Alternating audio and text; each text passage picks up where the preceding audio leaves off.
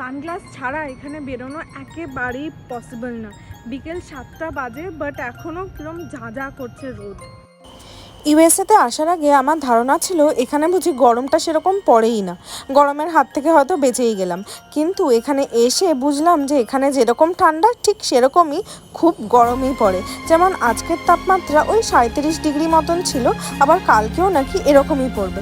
But চলুন ভেতরে দেখি ঘরটার কি অবস্থা হয়ে আছে। ভেতরে ঢুকতেই দেখলাম আমাদের যে এয়ার কন্ডিশনটা আছে সেটা তো বন্ধই ছিল, আর ঘরের টেম্পারেচার দেখাচ্ছে 86 ডিগ্রি। না না, এটা দেখে ভয় পাবেন না, 86 ডিগ্রি সেলসিয়াস না, বলকি ফারেনহাইট, মানে ওই ধরুন 30 ডিগ্রি সেলসিয়াস মতন হয়ে আছে গরম। প্রচণ্ড ঠান্ডার পর আমরা এইটুকু গরমেই হাঁসফাঁস করছিলাম, তাই এখন অ্যাপার্টমেন্টের পুলই ভরসা।